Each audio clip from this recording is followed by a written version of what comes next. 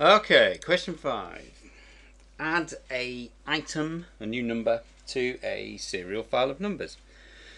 Now remember, serial files, whenever you add a new item, you just stick it on the end. So what we've got to do in this case is read everything from the current serial file and write it out to a new file, which is what we tend to do, write a new file. What we can then do when we finish reading in the serial file and outputting it, we can just tack R1 on the end and then close the file. Okay, so if you look at the logic in the pseudocode, here's the files. So we open one in read mode, open a new one in write mode.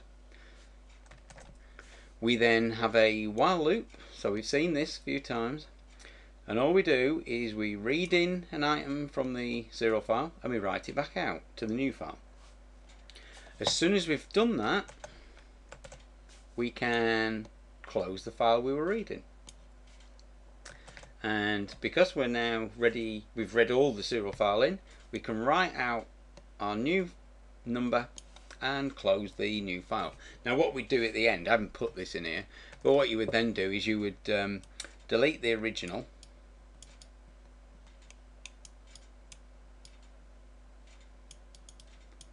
I don't know why I'm writing this very badly, but I am. You delete the original file and then you could rename the new one. I've got to keep going now.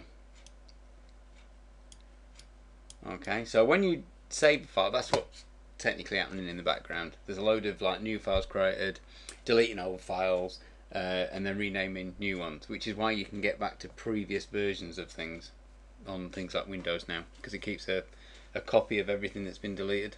So that's how it works.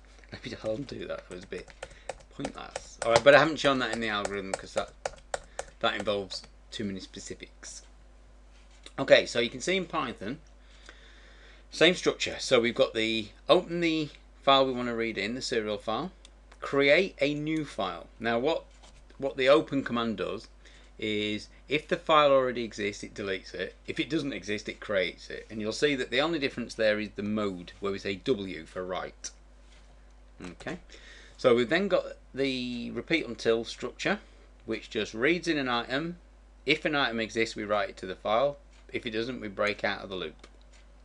Close the file that we were reading from. Okay, and you'll notice in Python that, and I didn't mention this specifically in the other videos, but you could see the logic of it. This is what we refer to the file we've opened as. This is what we refer to the file we create. Okay, so we just give them two names. That we can then, you can see that with a saying file.readline says read from that particular file. Okay, so you use that name, that identifier, to refer to the files that you've opened.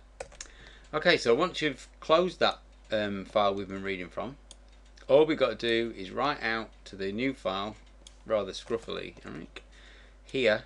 So we write out to the new file.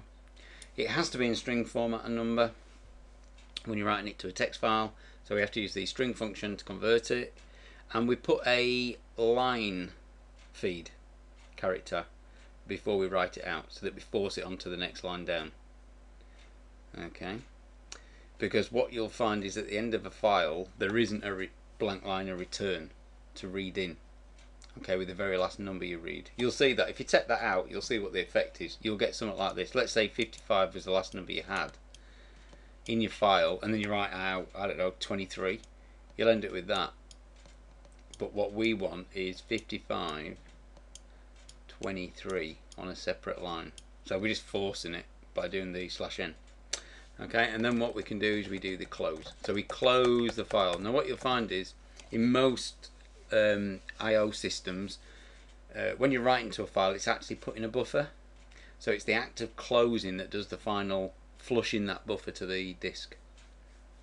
Okay, so that was question 5.